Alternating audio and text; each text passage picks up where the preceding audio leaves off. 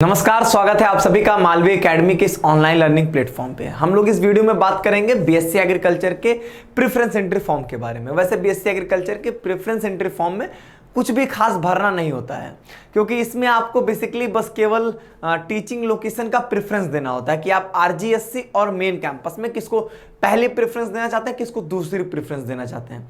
सारी बातें इस वीडियो में करूंगा, आपको हर एक स्टेप के थ्रू सारी बातें मैं आपको समझाऊंगा भी। सबसे पहले चीज आपको पता होना चाहिए कि आपकी वेबसाइट है bhuonline.in। यहां पर आओगे काउंसलिंग पोर्टल के लिए, यहां पर आप क्लिक हियर करेंगे और फिर आपके सामने यहां पर क्या आएगा, UG student login. UG student login पे क्लिक करके आप यहां पर आपके सामने यहां पे साइन इन का ऑप्शन आएगा। साइन इन में एप्लीकेशन नंबर और पासवर्ड आप डालिएगा, ठीक है। पहली चीज हो गई।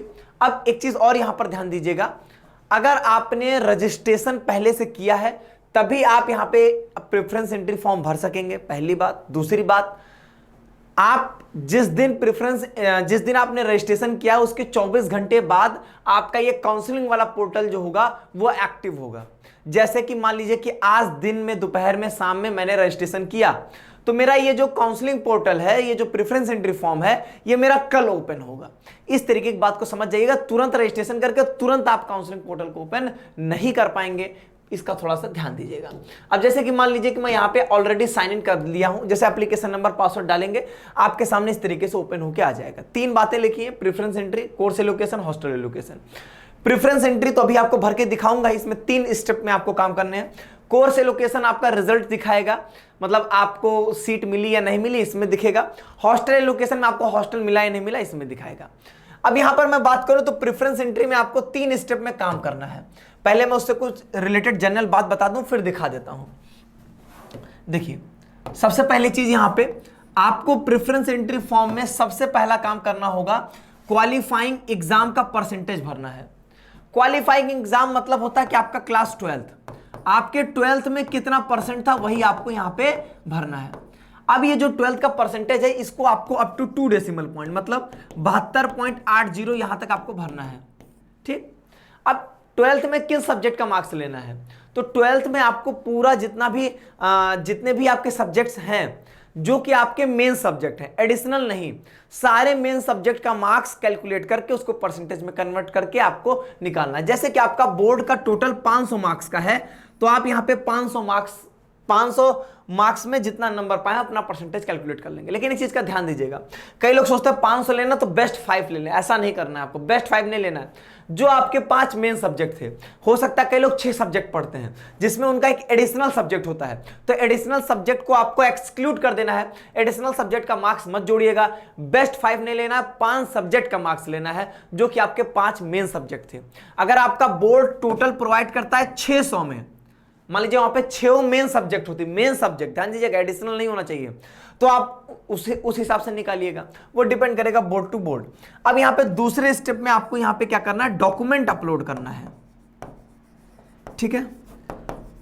डॉक्यूमेंट अपलोड करना है। सबसे यहां पर ध्यान देने वाली क्या चीज है, सबसे पहली चीज करना कुछ नहीं है, 10th का करना है, 12th का करना है, इसके बाद आपको यहां पे कास्ट सर्टिफिकेट देना है।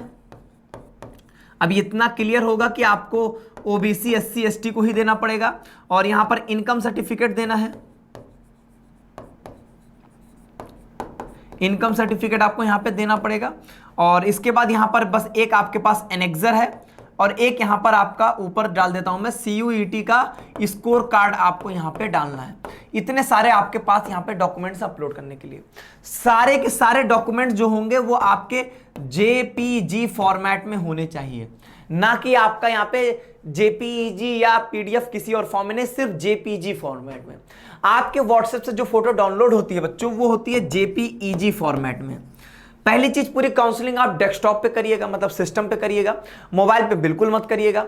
और अगर आपकी फोटो जो है वो .jpeg में है, तो इसको आप वहीं से चाहे तो रीनेम करके इसको हटा के JPG कर सकते हैं, ठीक है। और बाकी नहीं तो किसी जानकार से पूछ लीजिएगा, बता देंगे आपको। और PDF से JPG आप कन्वर्ट कर सकते हो। आई लव माई PDF करके एक वेबसाइट होता है, आई लव PDF करके, तो उसके थ्रू आप कर सकते हैं। ऐसे लिख दीजिएगा कि PDF टू JPG कन्वर्टर, वो अपने आप वेबसाइट आ जाएगी, उस पर जाके अपना PDF अपलोड करेंगे, वो JPG में कन्वर्ट कर देगा आपके स्कोर कार्ड को, ठीक है। तो इतने सारे डॉक्यूमेंट्स को अपलोड करिएगा। इसमें एनेक्सर से रिलेटेड मैं आपको एनेक्सर दिखाते हुए भी मैं उसकी बात समझा दूंगा, ठीक है। एनेक्सर भी मैं आपको दिखाऊंगा उसमें डॉक्यूमेंट्स में, तो वहां पे समझा दूंगा उसका मतलब उसमें क्या क्या भरना है कैसे। दूसरे स्टेप में, तीसरे स्टेप में प्रेफरेंस भरना है, वो भी मैं आपको दिखाई देता हूं। ये सब दिखा दिखा के काम करते हैं हम लोग यहाँ पे। चलो प्रेफरेंस एंट्री पे आप जैसे ही जाओगे तो यहां पर देखो ये चीज फंसा रहा है, वेट 1 मिनट रुक जाइएगा, तुरंत हम लोग इसको साइन इन कर लेते हैं, क्योंकि थोड़ा सा लेट हो जाता है ना तो ये लोगों में कुछ ना कुछ समस्या आई जाती है। अब देखिए यहाँ पे, अब यहाँ पर आपको दिखेगा कि प्रेफरेंस एंट्री किसके लिए भरना है। अब चूंकि स्टूडेंट ने 2 कोर्स के लिए लॉगिन किया तो किसमें भरना वो बताना है आपको। बायो ऑलरेडी हो चुका है, तो हम लोग यहाँ पर एग्रीकल्चर की बात करने वाले हैं। और नीचे आपको दिखाएगा भी कि आप एलिजिबल हो, आपके मार्क्स कितने हो रहे सब दिखाएगा यहाँ पे। अब यहाँ पे गो पे क्लिक कर दीजिए। जैसे आप ये गो पे क्लिक करेंगे आपके सामने यहाँ पे डॉक्यूमेंट्स आ जाएंगे। और ध्यान दीजिएगा सारे डॉक्यूमेंट्स आपके 2 MB के अंदर होने चाहिए और जेपीजी फॉर्मेट होने चाहिए, मैंने पहले बता दिया। ट्रांसफर सर्टिफिकेट, कैरेक्टर सर्टिफिकेट, ये सब माइग्रेशन सर्टिफिकेट, ये सब अभी आपको कुछ नहीं देना है। ये सारे सर्टिफिकेट्स देने होंगे जब आप यहाँ पर आपका एडमिशन हो जाएगा, तो उसकी जब एक बार फिजिकल वेरिफिकेशन जब होता है तो उस समय होगा। अब एनेक्सर के बारे में देख लो, यहाँ पे समझ जाओ। एनेक्सर में क्या करना, आई अपना नाम लिख दीजिए, सन ऑफ अपने पिताजी का नाम लिख दीजिए, रेजिडेंट ऑफ कहाँ के रहने वाले हैं, अपनी आपकी एज क्या है, वो जिस डेट में आप ये प्रेफरेंस एंट्री फॉर्म भर रहे हैं, एनेक्सर भर रहे हैं, वो डेट लिख दीजिएगा। यहां पर अपना नाम, रोल नंबर, एप्लीकेशन नंबर और फैकल्टी डिपार्टमेंट में लिख दीजिएगा इंस्टीट्यूट ऑफ एग्रीकल्चर साइंस। क्या लिखेंगे, इंस्टीट्यूट ऑफ एग्रीकल्चर साइंस। बस हो गया आपका एनेक्सर का भी काम आपका खत्म। यहां से अब यहां पर चूंकि इस बच्चे ने सब कुछ भर दिया है, आगे प्रोसीड कर दीजिए। आपको सर परसेंटेज वाला तो आया ही नहीं, परसेंटेज वाला बच्चे ने ऑलरेडी फिल कर चुका था इसलिए नहीं आया, लेकिन कैसे भरना हो तो मैंने बता ही दिया। अब यहां पे प्रेफरेंस किसके लिए भरना, ऑल टाइप ऑफ सीट के लिए ही, हाँ बिल्कुल वही भरेंगे हम लोग। अब यहां पर देखो सबसे पहला ऑप्शन आपके सामने आएगा कि हॉस्टल चाहिए कि नहीं चाहिए आपको, तो यस कर दीजिएगा, हाँ हॉस्टल चाहिए। अब यहां पर बस केवल आपको एक ही काम करना है, अपना टीचिंग लोकेशन का प्रेफरेंस देना है। आप क्या चाहते हो, बीएससी एजी आईएएस, इसका मतलब समझ रहे हैं क्या है, BSc AG institute of agriculture sciences, मतलब ये हो गया आपके मेन कैंपस का जो लंका वाराणसी में है। और ये जो लिखा है बीएससी एजी आरजीएससी, ये है राजीव गांधी साउथ कैंपस मिर्जापुर वाला। अब आपको यहाँ पे लंका वाले पे करना है कि मिर्जापुर वाले पे करना है, तो सीधी सी बात है कि मेन कैंपस आपका मोर बेटर, मच बेटर है, तो सीधी सी बात है पहली प्रायोरिटी सभी लोग उसी को देंगे और दूसरे नंबर पर प्रायोरिटी दे देंगे आरजीएससी को। और यही जनरली सब लोग करते हैं। बस ये करते ही जैसे आपने ये काम किया, आपका यहां से काम खत्म हो जाएगा। अब यहां पर आप सेव कर देंगे, आपका प्रेफरेंस एंट्री फॉर्म जो है वो यहां पे भरा जा चुका है। आपने सारे डॉक्यूमेंट दे दिए हैं, पहली प्रेफरेंस आपकी आईएएस की, दूसरी है आपकी आरजीएससी की। हो गया आपका काम यहां से खत्म। इतना ही था आपका बीएससी एग्रीकल्चर के प्रेफरेंस एंट्री फॉर्म भरने में। अब कुछ नहीं करना आपको, काम खत्म आपका, ठीक है। अगर किसी ने गलती करके लोकेशन इधर उधर डाल दिया तो रीसेट करके अपनी लोकेशन को चेंज भी कर सकते हैं कि पहले पे रखिएगा institute of agriculture science IAS को ही, ठीक है।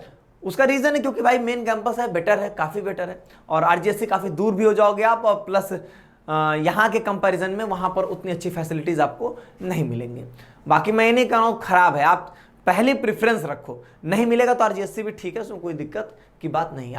आरजीएससी में आपको फीस भी ज़्यादा लगेगी, यहाँ पर फीस आपको कम लगेगी। यहाँ पर 8 साढ़े 8 हज़ार में आपका काम हो जाएगा, वहाँ पर आपकी फीस जो होगी वही आपकी लगभग मेरे हिसाब से लगभग 38-39 हज़ार चली जाएगी, ठीक है। तो फीस भी आपका ज़्यादा पड़ेगा आरजीएससी में। तो ये सब बातें हैं।